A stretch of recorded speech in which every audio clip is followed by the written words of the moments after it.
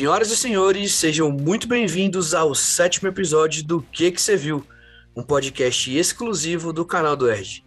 Eu sou Erdman Corrêa e aqui comigo para dividir a responsabilidade de falar sobre as duas séries de TV mais bombadas do momento, meu amigo Brunão. E aí, Brunão? Oi, ouvintes. E aí, Ed, como é que você tá essa semana? Firme e forte feito um prego na areia. Prego na manteiga. Também tô me sentindo assim, pelo menos até começar o podcast, porque quando começa é só animação, só energia. Vamos lá para mais um episódio do Que Você Viu.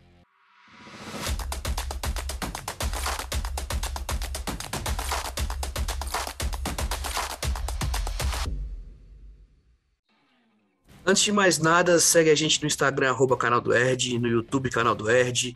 Lembra de avaliar aqui o podcast com as suas estrelinhas para que ele se torne cada vez mais relevante e chegue para mais pessoas.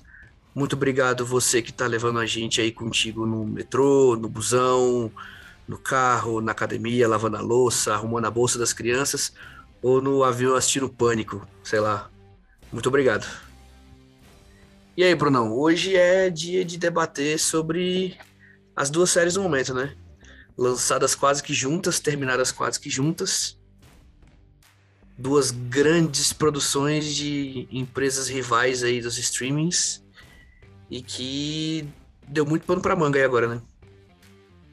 Muito pano para manga. Aliás, o fato de ter falado delas terem sido lançadas ao mesmo tempo é muito importante, porque eu acho que isso aí afetou um pouco o... principalmente Senhor dos Anéis. Mas é isso, a gente vai comentar mais sobre as duas séries.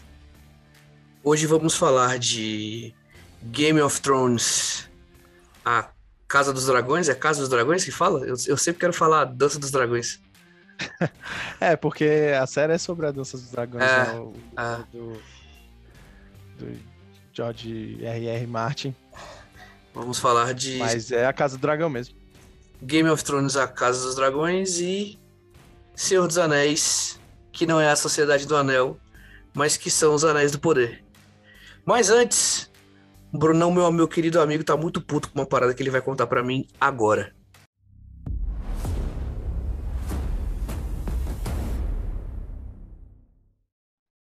Menino Ed, sexta-feira passada eu fui ao cinema, fui assistir Adão Negro, resolvi assistir Adão Negro e fui lá, paguei o meu ingressozinho com desconto, mas ainda assim ficou meio caro. E eu assisti o filme, beleza e tudo mais, saí na sessão, fui para casa, só para no outro dia descobrir que a dona Cinemark anunciou uma sessão promocional de Adão Negro por R$ 10, num horário muito bom, até às 7 horas da noite, um horário que quem trabalha consegue pegar depois do trabalho e não é muito tarde também, caso precise trabalhar no outro dia. E eu fiquei muito puto, porque foi logo no dia posterior ao dia que eu assisti a sessão. E eu vou dizer um pouquinho mais numa mini crítica, numa mini opinião sobre o Adão Negro e também o outro filme que eu assisti logo depois, ah, mas que vai fazer todo sentido com a questão do ingresso.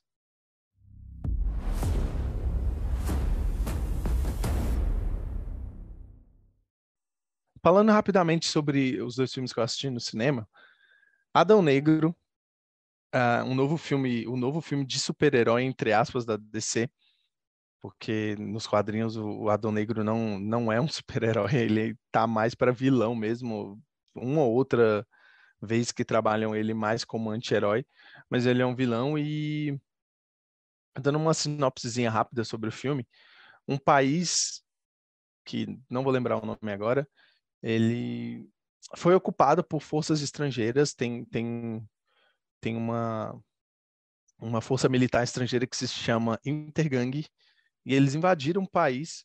Ninguém entende muito bem por quê, isso é uma das críticas do filme que eu vou comentar mais sobre.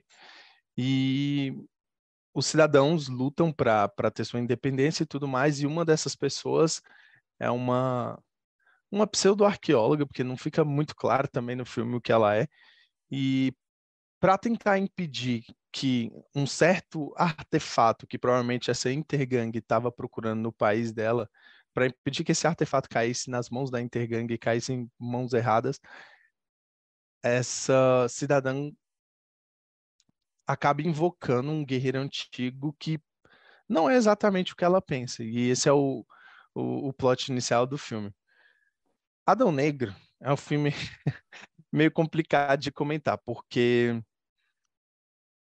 cara, é um filme ruim. É um filme ruim. Assim, o roteiro não é legal, o...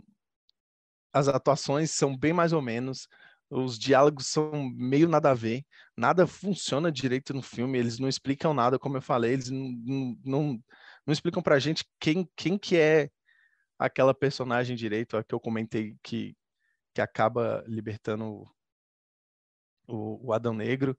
Você não entende qual que é o objetivo da Intergang, que é esses militares que invadiram o país, você não entende nada. Só que é um filme divertido, porque tem ótimas cenas de ação, tem uns efeitos muito legais, assim, de câmera lenta e tudo mais. Às vezes eles podem até exagerar um pouquinho, mas é um filme divertido, é um filme que não tem grandes pretensões, não se leva a sério de jeito nenhum. Mas podia ser bem melhor. E aí eu entro na questão do ingresso que eu falei. Eu acho que se, se você gosta de filme de herói, entre aspas, muito entre aspas, com Adão Negro, mas se você gosta de filme de heróis, Marvel, DC e tudo mais, vale a pena assistir, desde que você não pague muito caro no ingresso, porque não é um filme, não é um bom filme, sabe? É difícil explicar que ele é ruim, mas dá para se divertir com ele, sabe? Ele tem, como eu falei, umas cenas legais, o filme não se leva muito a sério e tem umas cenas de ações assim muito muito divertidas mesmo. E eu acho que vale a pena se você pagar baratinho numa sessão. O outro filme que eu assisti foi a Órfã 2. Já comentamos a Órfã 1 aqui no podcast, no episódio passado. E, bom, a Órfã, ela acaba indo parar em uma outra família. Para quem assistiu o primeiro, um pouquinho, para quem sabe um pouquinho da Órfã, é enfim, uma criança vai parar em uma nova família e coisas atípicas começam a acontecer depois da chegada dessa menina na família. E aí o filme discorre sobre isso. Sei lá, acho que eu não consigo, é muito difícil comentar sem spoiler da Órfã a essa altura, mas, cara, eu achei o filme muito divertido. Ele tem a Órfã, mesmo depois de ter tentado renovar lá no primeiro filme, vem com o segundo e tenta fazer algo novo, algo diferente pro terror, apesar de não ser tão terror assim, mas tenta fazer algo novo e faz algo novo, tem umas sacadas muito legais assim o filme. E eu gostei bastante, foi o melhor filme da noite. A Orphan 2 foi melhor do que o Adão Negro, mas eu gostei dos dois. É, Acabei pegando uma sessão promocional da Orphan, tava baratinho, acho que tava R$ 10 também. E é isso, os dois filmes eu acho que valem a pena desde que você não pague muito caro no ingresso. E eu até queria comentar um negócio aqui rapidinho, que eu fiquei puto com a Dana Cinemark por fazer uma sessão promocional depois do Adão Negro, mas uma coisa que eu gosto bastante no Cinemark, e não é patrocinado, o Cinemark paga a gente, é, é que eles têm muitas opções de desconto em ingresso. Eles têm um programa de assinatura em que você paga R$ 30 mensalmente e tem direito a 2 ingressos por mês que valem para qualquer dia, qualquer sessão, pré-estreia e tudo mais, e isso é muito bom. E além disso, tem várias opções de meia para quem tem um número, uma conta pós-pago da Vivo, você consegue pagar meia. Se você tem um cartão Bradesco, você paga meia. Se você tem um cartão Elo, você paga meia. E isso é uma reclamação que eu vejo em relação ao Kinoplex, porque antigamente eles tinham algo assim de você pagar meia, pagar mais barato e tudo mais. Eu lembro que até hoje eu tenho uma conta da Claro porque pagava meia, quem era cliente pós da Claro pagava meia no Kinoplex, mas eles tiraram isso também, então até onde eu sei, a única maneira de se pagar meia no Kinoplex é com a carteirinha estudantil, e além disso, quem tem cartão em Itaú. Então, fica aí a dica. A minha dica é assinem o Cinemark Club, que dá direito a 2 ingressos por R$ 30 todo mês, vale para pré-estreia, vale para qualquer dia, qualquer horário, qualquer sessão 2D, que não seja XD, D-Box e outras, mas é isso, qualquer economia é bem-vinda e eu queria muito dar essa dica aqui, e Cinemark paga a gente. Eu queria só complementar nessa sua frase dizendo que eu sou uma fraude, porque eu, além de ser uma fraude, eu sou um procrastinador preguiçoso. Porque eu acho que o último. Eu acho não, eu tenho certeza. O último filme que eu fui até o cinema assistir foi o último filme da saga do Star Wars, que foi antes da pandemia. A pandemia veio, obviamente a gente não foi pro cinema, e desde então eu tenho usufruído do conforto do meu lar e do acesso aos streamings. Eu vejo um filme, por exemplo, como Adão Negro, e eu olho assim e falo, acho que eu vou esperar sair no streaming. Aí ainda não chegou o momento de sair um filme assim que eu falo, cara, esse filme eu acho que eu vou ver no cinema, hein? E aí, quando até pode ser que saia algum outro assim que me dá uma balançada, poxa, esse filme eu queria ver no cinema, esse filme eu queria ver no cinema, mas eu sempre penso, porra, se eu segurar a onda, mês que vem eu vejo aqui deitado no meu sofá. Aí, Brunão, eu confesso que nesse quesito eu tô decepcionando. O sindicato dos cinéfilos malucos vão vir questionar minha carteirinha em breve. Brunão, você quer começar falando de quê? Senhor dos Anéis ou Game of Thrones? Puxar logo Senhor dos Anéis e depois vir com House of the Dragon. Só pra gente situar aqui também, uma coisa que eu queria falar no começo que eu esqueci. Foda-se os livros, tá? Foda-se os livros. Você via que, mas porque você não lê o livro, tem que entender que não foda-se o livro. Tô falando da série, tô falando dos episódios, tô falando dessa peça audiovisual que foi entregue pra gente, espectador como um todo. Se eu tenho que ler livro para poder complementar alguma coisa, se eu tenho que ler livro para entender alguma coisa, eu não vou levar isso em consideração, porque para mim são obras completamente diferentes. Senhor dos Anéis é uma obra que eu li até bastante coisa. O Casa dos Dragões, Dança dos Dragões, eu não li. Então, só para já deixar isso até bem claro, assim. E dizer que a gente vai tentar fazer com o mínimo de spoiler possível, né? Mas que vocês fiquem cientes também que, por ser uma série de muitos episódios, pode ser que às vezes que a gente acabe escorregando aí, soltando alguma coisa ou outra que possa atrapalhar um pouco essa experiência. Então a gente já deixa esse disclaimer aqui, porque não é a nossa intenção dar spoiler, mas pode ser que ele aconteça. Então bora lá. Começar falando de Senhor dos Anéis, Os Anéis do Poder. Uma série disponível no Prime Video, exclusiva do Prime Video. Atualmente, a série com o valor monetário de investimento por episódio mais caro de todos, né? Uma média de mais de 50 milhões investidos por episódio. Só para ter uma noção aí, os episódios mais ou menos de Game of Thrones giram em torno na casa de 15, 20 milhões por episódio. Senhor dos Anéis tem um valor quase não, né? Muito mais que o dobro.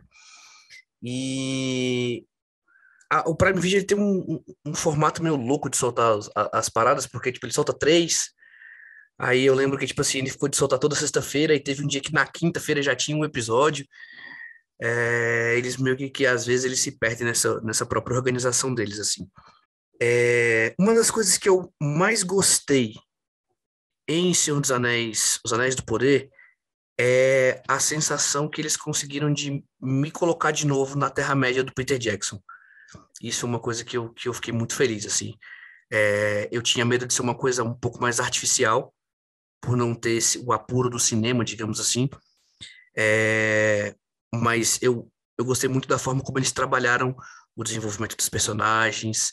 A Galadriel, para mim, de fato, é o ponto alto e absurdo de Senhor dos Anéis, Os Anéis do Poder. A Morfydd Clark, eu até estranhei quando eu demorei para identificar ela na série. Ela fez um filme de terror que para mim foi um dos melhores filmes de terror dos últimos anos, chamado Saint Maud. Tem crítica desse filme lá no YouTube, no canal do Ed, do Instagram também tem. E ela tá, assim, ela traz uma Galadriel muito diferente do que a gente se acostumou a ver na trilogia do Peter Jackson, né? A Galadriel no Senhor dos Anéis, ela é quase uma entidade sagrada, né? Aqui ela é uma guerreira do fronte lá, uma paladina, sei lá, brigadora pra caramba. E a história da série gira em torno do surgimento, da chegada do Sauron para dominar ali a Terra-média e como que as raças lidam com esse ressurgimento dos orcs e do mal como um todo, né? Eles colocam o mal muito como uma coisa maior, assim, né? Eu e o Brunão, a gente chegou a conversar também um pouco, algumas vezes fora de gravações, sobre como o design de produção dos orcs é absurdo, assim, também, né? No, nos filmes do Senhor dos Anéis, tinha muita coisa que era meio genérica. Você via que os caras seguiam todos o mesmo padrão, assim, né? Uma mesma identidade, o mesmo formato de serem trabalhados e um ou outro ganhava um destaque. E aqui não, aqui cada um é como se cada um tivesse uma personalidade diferente, né? Uns usam couro, uns usam madeira, uns usam capuz, outros não usam. Então essa construção dos inimigos da série também foram muito boas. Eu confesso que eu tive um pouco de incômodo com o casting, assim, com as pessoas fazendo alguns personagens me incomodou um pouco. O ator que faz o Elrond não me ganha, aquele cara que faz o Elrond, o elfo político lá. Até o elfo da Floresta Selvagem do Olho Verde lá, eu acho ele bem mais ou menos assim, em relação à atuação, eu não curti muito ele. É, a mulher que tem o romance com ele também, achei bem meio forçada a forma como ela lida com a liderança do povo, assim, eu achei meio, sei lá, não comprei muito ela como uma mulher líder que vai levar a parada, sacou? O filho dela é chato pra cacete, um moleque chato pra caralho, ainda ganhou uma espada massa pra porra, bicho chato, do que moleque chato da porra. É, eu acho que o núcleo dos anões poderia ter sido desenvolvido um pouco mais, eu queria ter visto mais um pouco daquele universo dos anões ali, que é um universo que no Senhor dos Anéis a gente tá acostumado, a gente vai ver, eles estão meio que sucumbidos, assim, né? Eles estão desaparecidos. Então, aqui na série que mostra que eles estão meio que no auge, na ascensão lá, eles têm uma descoberta muito relevante até para o desenvolver da série. Eu queria ter visto mais deles, né? Daquele rei anão, do príncipe anão, da esposa dele e tudo mais, que eu acho que são personagens muito mais incríveis do que até alguns elfos e alguns humanos que são colocados na série. Númenor é um saco. O eixo de Númenor é um saco. Para mim, tem coisas que acontecem ali que provavelmente eles vão deixar para desenvolver isso nas próximas temporadas, é o que a gente imagina. Mas aquele arco da filha do chefe do barco lá, que eu esqueci lá, o pai do Isildur lá, a irmã do Isildur lá, completamente desnecessário, velho. Que aquela menina agregou na série nada. Só a cena do Palantir lá, muito bizarro. Tem um episódio da série que acontece quase praticamente todo em Númenor, que, cara, pra mim, fez eu relembrar os momentos que eu passava raiva assistindo filler de Cavaleiros do Zodíaco. Sem sacanagem, assim. Que eu assisti aquela porra e falei, não, mano, pula essa porra, que episódio chato do caralho. Porque fica a porra do episódio inteiro, vamos mandar você embora, vamos mandar você embora, vamos mandar você embora. Aí na hora que vai, não, volta aqui, peraí, não vai não. Porra, resolve a parada, para de firula, para de enrolação, achei chato pra caralho. Se eu não me engano, é o terceiro ou é o quarto episódio, não lembro o nome. Mas é o terceiro ou o quarto episódio da série. Muito chato. É... Eu gosto muito do Halbrand. Eu acho que é um personagem misterioso que foi muito bem desenvolvido. É, a série ela acaba se levando para alguns questionamentos, alguns mistérios que, por mais que ela consiga entregar uma boa quebra de mistério, a forma que ela faz isso é Eu achei meio Deus Ex Machina, né? Tipo, poderia ter sido resolvido desde o começo. Tipo, por que que o Gandalf não chamou as águias no primeiro episódio, né? Tipo, a parada mais ou menos assim. Porque é o jeito que eles decidem fazer com que a Galadriel descubra uma das principais questões dos últimos episódios, ela resolve de um jeito muito, achei muito rápido, muito fácil, assim. Ah, meio que incomodou um pouco a minha capacidade intelectual, assim, de acreditar que, tipo, beleza. Mas é uma coisa que dá pra engolir, né? Você engole a seco ali o que acontece. No geral, eu acho uma série muito boa mesmo. Os dois primeiros episódios me encantaram muito. Eu lembro que quando a série saiu, saíram os dois episódios, eu assisti assim, tipo, já emendado e falei, caraca, esse aqui promete, esse aqui vai ser bom pra caralho. E aí ele veio com um episódio muito ruim e depois retomou um pouco a força da série. Eu acho o elenco como um todo, a Galadriel, que é a Morphe de Clark, ela destoa muito do restante da galera. O Halbrand, pra mim, destoa muito da galera. Os dois, eles têm uma química de incômodo e de tensão sexual entre os dois, assim, tensão sexual no sentido de onde que eles queiram transar, mas que eles ficam naquele jogo de charme de um com o outro, assim, que eu acho coerente, eu acho relevante, mas no geral o restante eu acho muito mediano, tirando o núcleo dos anões, que eu queria ter visto um pouco mais. Não vou dar nota porque aqui a gente não gosta de dar nota, né, Brunão? Mas é uma série que passaria de série com louvor, tranquilinho, sem muitas dores de cabeça. Não acho que seja uma série que vá ganhar prêmios criativos, talvez ganhe prêmios técnicos, talvez design de produção, uma série de maquiagem, figurino. Eu acho que é uma série que, se for para ganhar premiação, ela vai puxar mais para esse lado do que para interpretação, para roteiro, para direção, para fotografia ou algo do tipo. Passo a palavra para o relator. Cara, tu comentou muita coisa e tu comentou muita coisa que eu faço das suas palavras as minhas. Mas tem algumas coisas que eu discordo de tu, mas eu quero comentar um pouquinho sobre as que eu concordo e que eu discordo. Primeiro, acho que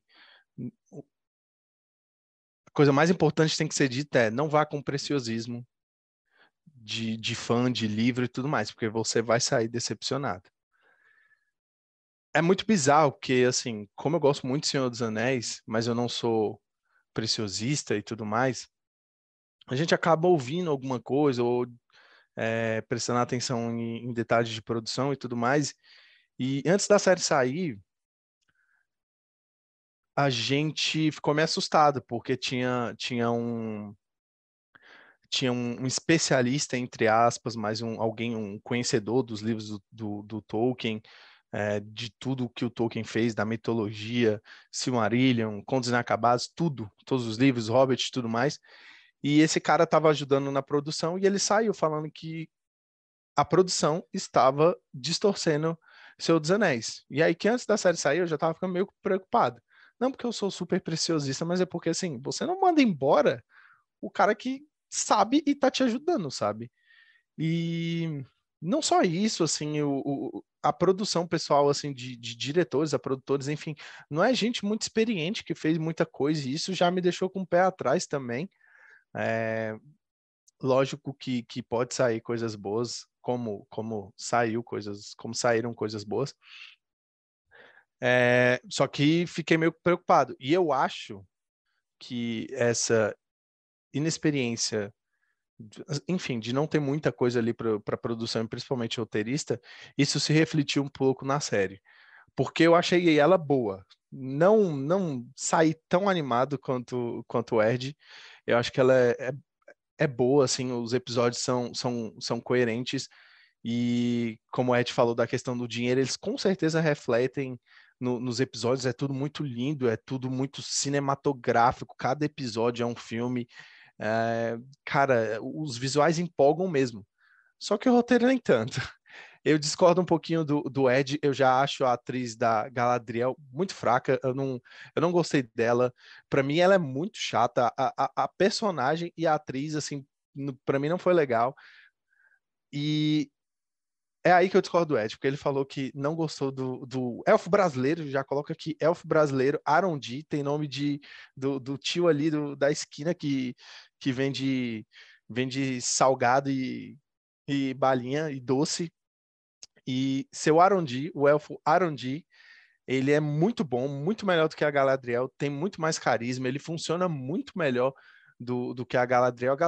Galadriel é chata, eu super entendo do porquê que ela, sei lá, ela parece uma menina mimada, assim, ela faz bico pra tudo, ela tá sempre carrancuda, e isso é meio chato, porque uma coisa que eu tiro muito do Tolkien e principalmente dos filmes do Peter Jackson cara, é o clima auspicioso da coisa. Pode estar tudo acabando, tudo lascado, Mordor tá com 50 milhões de orcs, Saruman tá com 50 milhões de orcs também, mas todo mundo mantém a esperança, todo mundo tá acreditando que vai dar tudo certo, ninguém fica soturno, ninguém fica é, triste, chorando nos cantos, e a Galadriel é muito chata, porque ela fica resmungando nos cantos, você olha pra ela, ela tá, mano, eu super entendo que é porque ela perdeu o irmão, depois perdeu a família, apesar de não comentar muito na série, ela perdeu a família e tudo mais, ela é carrancuda, mas ela é um elfo, ela tem mil anos de experiência, teve mil anos para lidar com isso. Tudo bem que ela provavelmente não conseguiu lidar com a perda de jeito nenhum, mas ainda é meio bizarro, porque assim, ela era a única que acreditava que o Sauron iria retornar, mas em nenhum momento você vê ela esperançosa sobre as coisas, sabe? Você não vê ela acreditando, você não vê esperança, assim. E eu achei isso muito bizarro.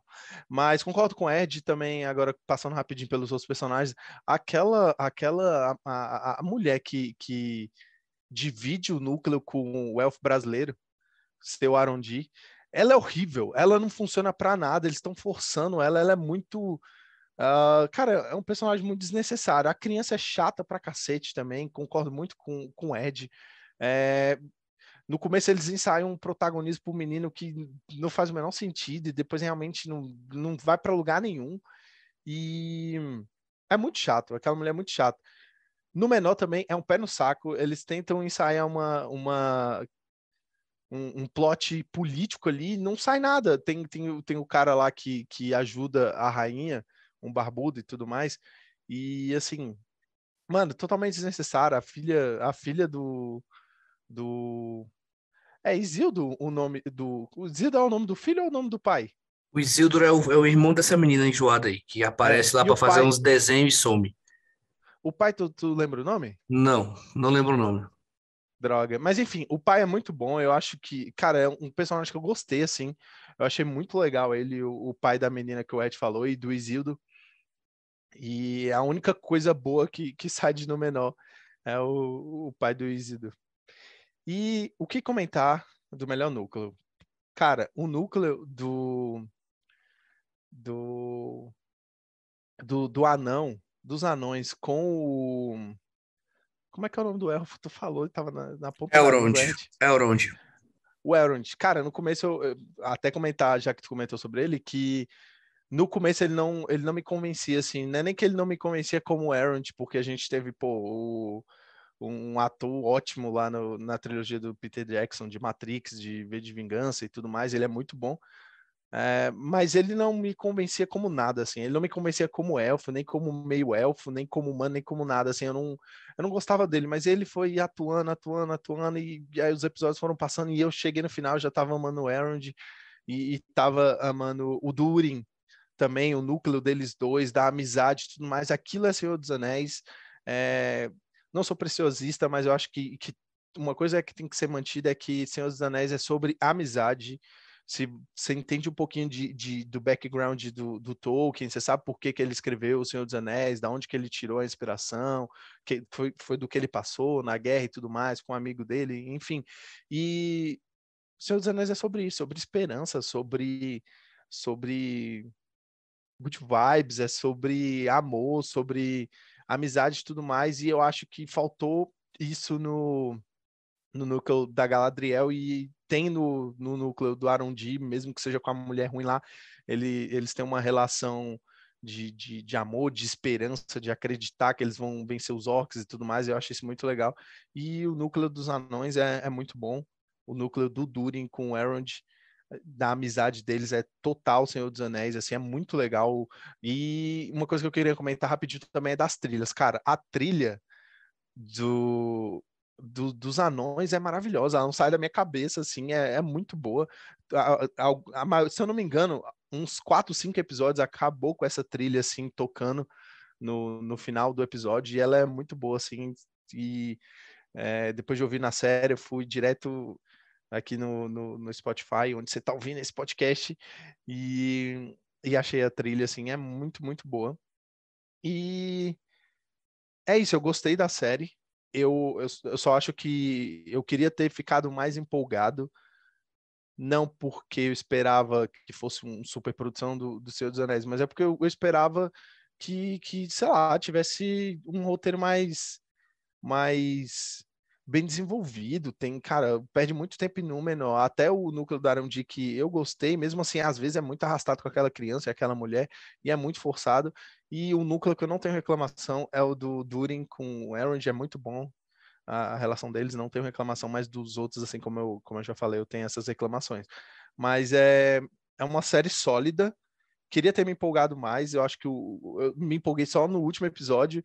E de novo, se você é preciosista, se você ama muito, muito Senhor dos Anéis, é o nerdzão dos livros, de todos os contos, de tudo que o Tolkien fez, eu acho que você vai ficar um pouco decepcionado, mas dê uma chance à série, porque eu acho que ela pode te cativar justamente nas coisas que você não esperava ver na série.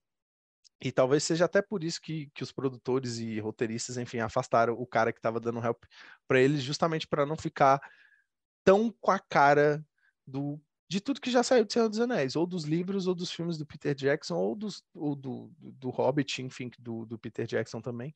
Eu acho que é por isso que eles eram afastados, justamente para fazer algo diferente. Só que, como eu pontuei lá no começo, eu acho que a produção, os roteiristas e tudo mais, eu acho que se tivesse pessoas mais experientes ou pessoas de renome mesmo para fazer essa série, eu acho que ela teria realmente sido gigantesca, teria empolgado e teria sido melhor do que teria ganhado a batalha contra a Casa do Dragão, mas ela não ganhou. Já deixa o spoilerzinho aí. Eu deixei um comentário final para fazer agora, porque que vai até combar um pouco com o que o Bruno falou em relação ao espírito que Senhor dos Anéis tem, que é esse lance da amizade, que para mim, eu elogiei, eu falei as coisas ruins, mas para mim, o grande ponto fora da curva narrativo dessa série é o eixo, o núcleo dos hobbits, né? Que tem lá a Nori, que ela, Caraca, esqueci completamente. que ela começa a ajudar o cara que cai do céu lá, do cometa e tudo mais, que é que, cara, os hobbits, eles são a alma do Senhor dos Anéis como um todo, né? Que são, na teoria, os seres mais vulneráveis do universo, que são aqueles seres pequenos que se escondem no meio dos lugares, quando eles fazem as suas transições de cidade e lutam para sobreviver. Eles vivem, na verdade, por sobreviver. E enquanto você tem ali no núcleo da Galadriel, um núcleo muito mais voltado para ação, para o combate, para o confronto, para o desenvolvimento narrativo mesmo do fio condutor principal. E você tem ali no núcleo do Elrond com o Durin, um núcleo de apoio e de suporte para o desenvolvimento da história. O núcleo da Nori com o homem misterioso lá, ele segue batidas muito próprias narrativamente, né? Ele tem uma jornada do herói dentro da jornada do herói, né? Porque é a Nori que é chamada para pro caminho do fantástico, assim, né? Ela que se coloca à disposição de quebrar os paradigmas de uma raça que é muito tradicional, que sempre fez a mesma coisa, que sempre age da mesma forma, que são muito unidos, e ela decide é expandir isso, né? E tanto é que ela tem para mim é o melhor final de todos os personagens, o que acontece com ela, assim, no último episódio, eu acho que é um desenvolver muito legal. E eles têm muito essa força da amizade, assim.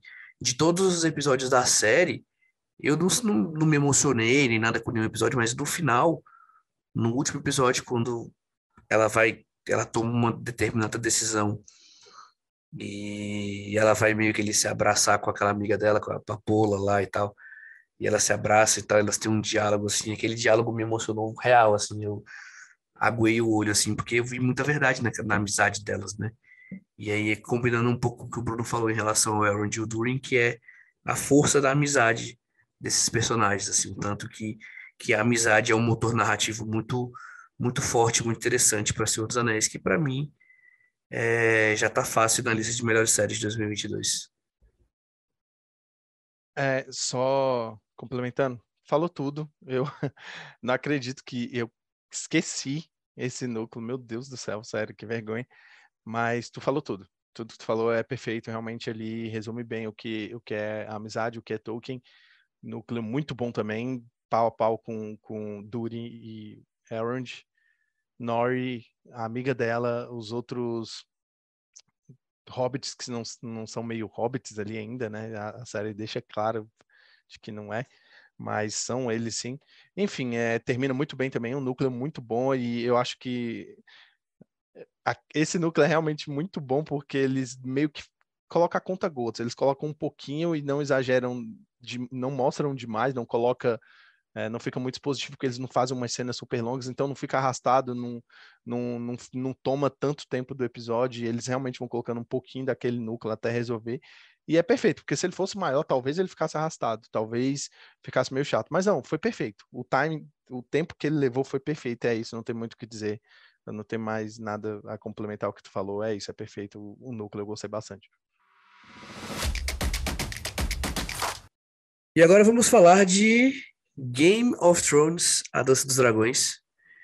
E aqui eu vou dar meu comentário como uma pessoa ferida por Game of Thrones e vacinada de Game of Thrones, porque o que a gente viveu na série principal foi uma coisa assim meio que assombroso, né?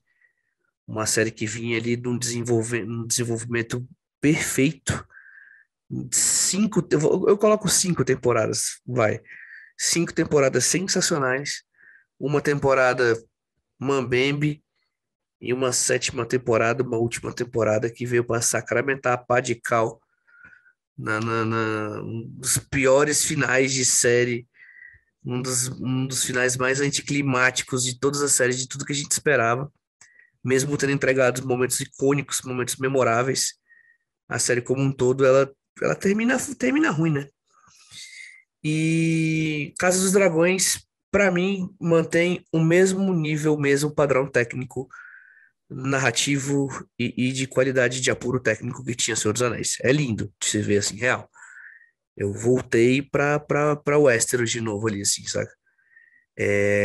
Seguindo a mesma raciocínio do que eu falei em relação ao Senhor dos Anéis, é uma série que o que me incomoda absurdamente nela é a forma como eles escolheram traçar o espaço-tempo da série.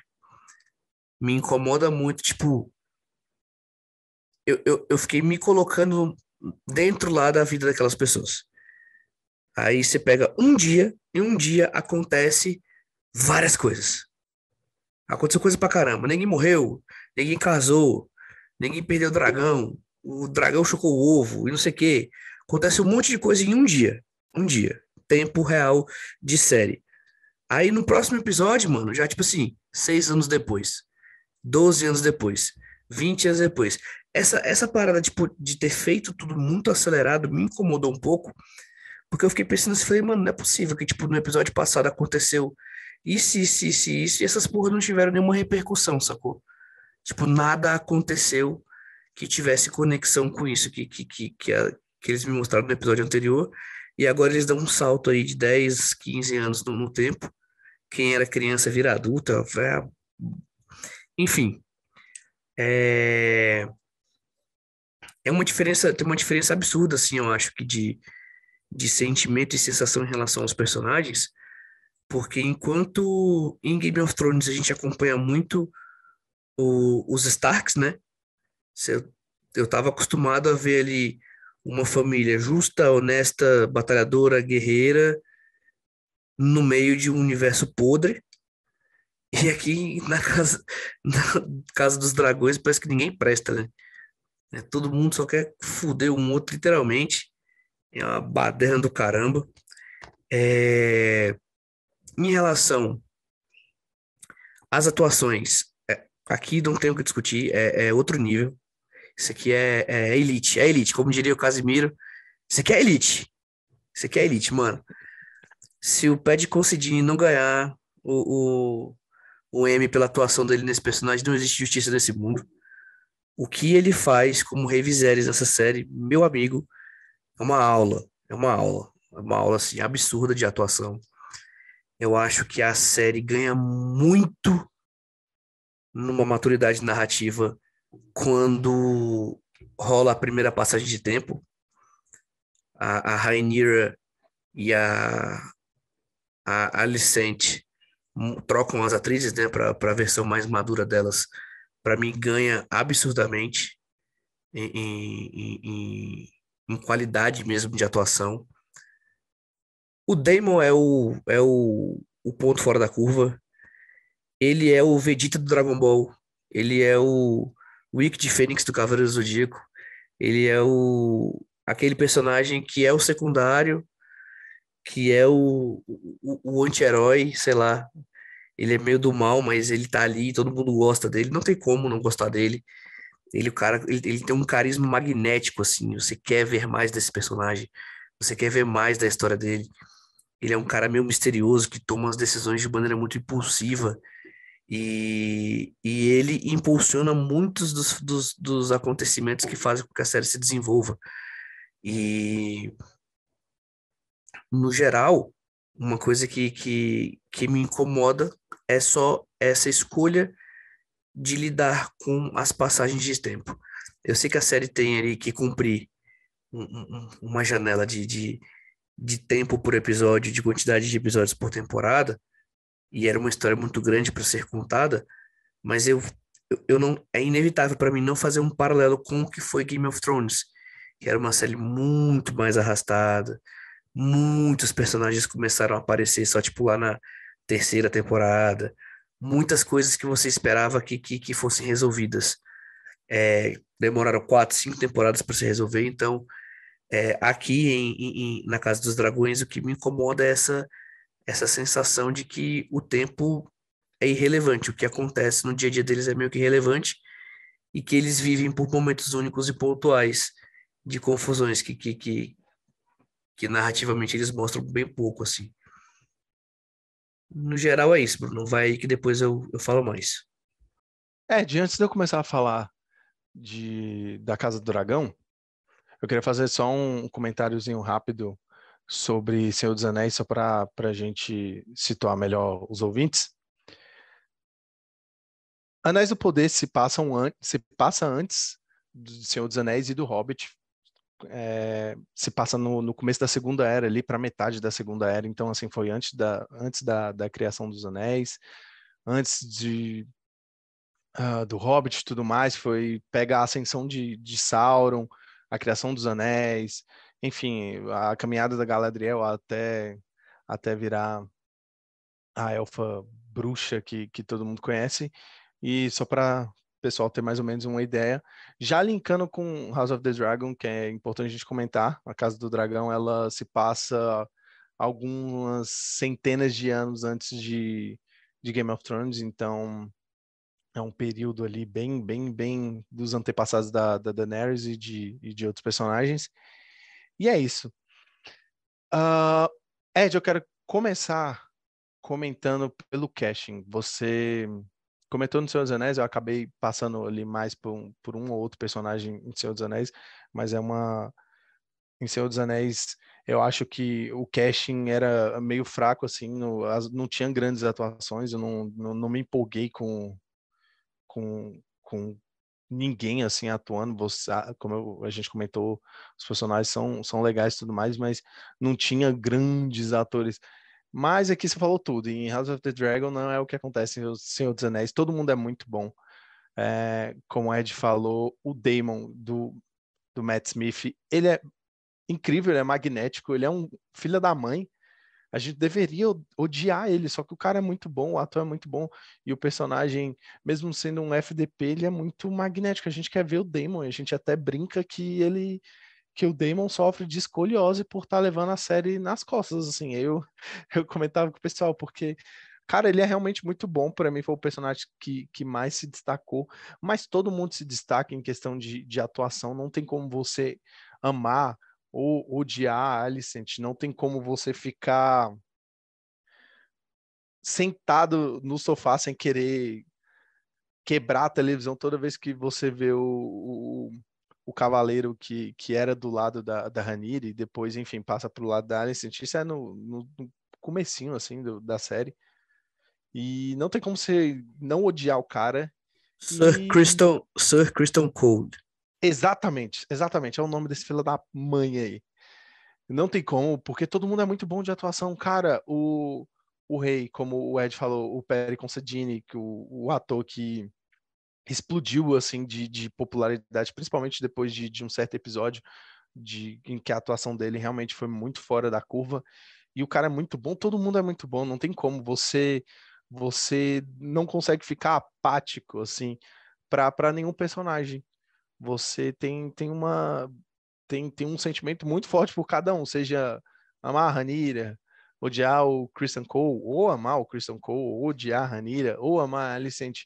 E os outros personagens não tem como. O casting dessa série é maravilhoso, ele se sobressai, as atuações dão de 10-0 nas de Senhor dos Anéis, e produção também não perde em nada para Senhor dos Anéis, apesar de ter menos dinheiro. Como o Ed falou, tudo que a HBO faz é muito, muito bom para ambientar quem está assistindo no mundo da série. Então, você é transportado para Westeros, não tem como. Eu lembro que antes de sair a série, o pessoal da produção falou que ia investir mais nas armaduras, ia ter uma diferenciação melhor das armaduras e que elas iam estar mais características, mais bregas, mais espalhafatosas, e assim foi, sabe? Você vê as armaduras e é muito bom, cara, porque, tipo assim, se eu não me engano, é no primeiro ou no segundo episódio, tá rolando umas justas, tá rolando um torneio de justas e tudo mais, e cada cavaleiro que chega pra justa, você vê uma armadura diferente, e você fala, caralho, É no que primeiro. legal essa armadura. É É no no primeiro primeiro? episódio. É. Pois é, já chega com os dois pés na porta, mostrando que eles quiseram mudar isso, porque em Game of Thrones todas as armaduras tinham um tom meio acinzentado, você não conseguia diferenciar nenhuma, assim, para quem estava assistindo, as armaduras eram todos iguais, tirando um ou outro, claro. Eu lembro muito do Robert Baratheon, a armadura dele. Enfim, então, para mim, essa série ela é muito melhor, mais madura do que Senhor dos Anéis, mas é lógico que eles aplicaram toda a expertise que eles aprenderam lá em Game of Thrones. Provavelmente reciclaram muita gente da produção, provavelmente, não sei dizer agora, mas talvez repetiram o diretor ou trouxeram alguém igualmente experiente para dirigir, trouxeram, enfim, cara, eles é HBO, né? O que a HBO pega para fazer é alto nível. Você pode pegar de Roma, passando por Sopranos, Westworld, que é uma das minhas séries favoritas, própria Game of Thrones, você pega tudo que ela faz, é incrível, não tem como. Essa série para mim foi muito mais empolgante, porque, cara, é fantasia, mas eles focam muito mais na política, mas a política é tão legal, os diálogos são tão legais, os diálogos são, cara, para mim é assim, é 80% da série, 10% dragão e, e 10% batalha, assim, de espada e tudo mais. Mas cara, 80% política, a política é boa, os diálogos são ótimos, não tem muito o que dizer. Atuações ótimas, diálogos ótimos, produção ótima, diálogos ótimos, série incrível, muito boa, empolgou, diferente de Senhor dos Anéis, que para mim não foi tão empolgante. A gente até colocou elas duas aqui para poder comparar, e essa é a minha comparação.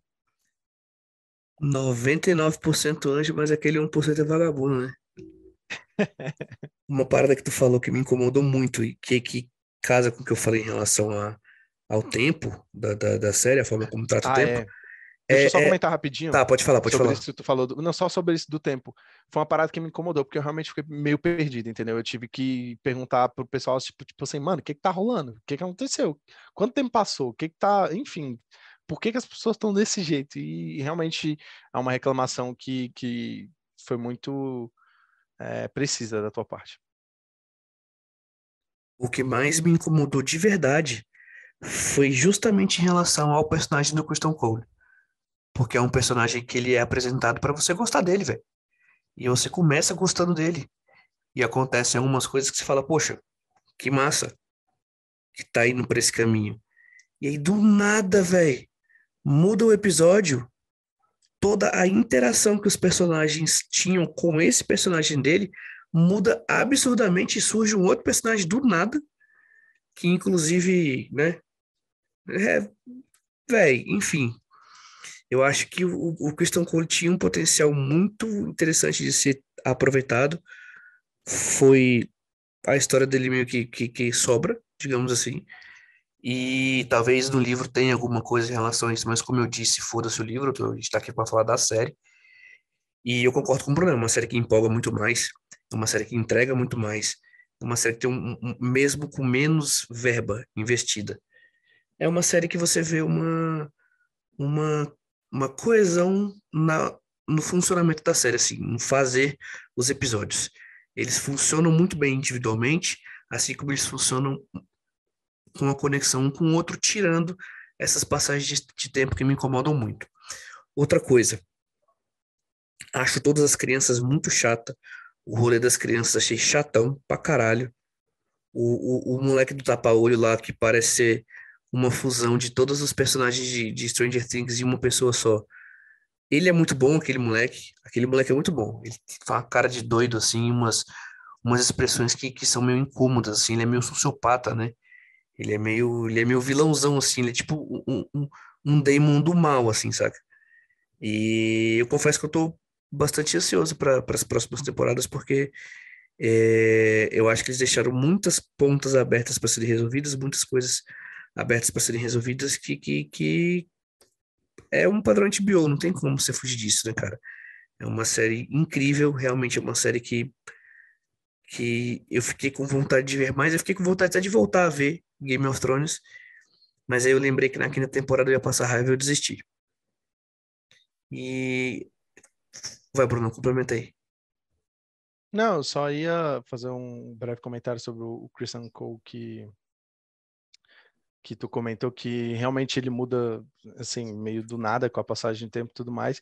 E mesmo a série sendo muito, muito, muito boa, e a gente pode até passar um paninho para coisa ou outra, mas o Cole é realmente problemático, né? Porque você vai ver depois que ele faz certas ações que você fica se perguntando, tá, ninguém vai, tipo, fazer nada Esse, para responsabilizar as paradas que ele tá fazendo. Tipo assim, ele faz o que ele quiser e você fica tipo, beleza, o cara não é nem da família real, mano. Ele tá fazendo umas paradas ah, e você fica, tipo, questionando. Cara, é alguém osso, faz alguma coisa, sabe? é osso. Ele é problemático, isso é um problema da série, assim mesmo. Mas o cara é bom ator e atua bem, mas o arco dele é meio problemático, assim. Eu confesso que me incomodou muito essa disparidade do tempo, porque passa o tempo, mudam-se os personagens, a interação dos personagens, entra gente diferente, e aí você fica olhando, então onde é que vê esse maluco aí, tipo, uma parada que se entrelaça de um jeito, assim, que me incomodou um pouco, assim. Mas que, no geral, não tem como a gente não dizer que sempre que tiver Game of Thrones a gente vai parar pra assistir. Não, exatamente. Eu lembro. É que nem você comentou, a gente veio com um gosto amargo de Game of Thrones, um gosto muito amargo, uma última temporada, na minha opinião, horrível, que, querendo ou não, afetou o legado da série concordo contigo, assim, vou até além. Para mim, as 6 primeiras temporadas são muito boas, a sétima é ok, a última, assim, é intragável, é intragável. E ficou um gosto muito amargo e eu lembro até hoje dos memes que rolaram depois da série, ficaram até House of the Dragon, Casa do Dragão estrear, que ah, é, odeio Game of Thrones, nunca mais vou assistir, não sei o que, não sei o que. Aí sai a Casa do Dragão, tá o povo colocando a toalha de Game of Thrones assim na sacada e tudo mais. É muito isso. E é o que tu falou. A gente reclama. A segunda temporada pode vir uma bosta e ser cancelada, mas se daqui a pouco vir a série do Jon Snow, que estão pensando aí, estão falando em fazer, a gente vai ver. E provavelmente a gente vai gostar até ficar ruim e a gente reclamar, mas é isso. A gente sempre vai estar assistindo, mesmo reclamando, falando que nunca mais vai assistir. Até porque a gente tem que vir aqui depois e trazer para vocês informação e agregar valor aí para vocês decidirem se vocês vão ver, se vocês não vão ver, se vocês vão dar o tempo de vocês, se deu o tempo de vocês. O que importa é Senhor dos Anéis e Game of Thrones são as duas melhores séries do momento, em todos os aspectos, assim, eu acho. E Game of Thrones muito à frente. Muito à frente. É isso, gente. Esse foi o nosso episódio número 7 aqui do Que Você Viu? O nosso episódio exclusivo do canal do Erd. Brunão, muito obrigado por trazer aí sua angústia sobre o Cinemark, suas opiniões sobre Senhor dos Anéis e Game of Thrones. Foi um papo, acho que até bastante sucinto para as pessoas entenderem mais ou menos o que vai esperar elas aí, caso elas decidam começar a assistir a série por agora, ou, né, pegar aí o final do ano, recesso, férias, sei lá, para colocar as séries em dia. São duas séries que prometem muito nas próximas temporadas que estão por vir. É isso. As duas séries foram, no final, tiveram um saldo positivo. E uma coisa que eu queria comentar é que, assim, às vezes é difícil ter os dois streamings para assistir, né? O Prime Video até é mais em conta, que você paga ali uma taxinha anual, ou R$ 9,90 por mês e tudo mais. O HBO Max já é um pouquinho mais caro, né? Que é onde está disponível a Casa do Dragão. Mas é sempre muito bom ficar de olho em promoção.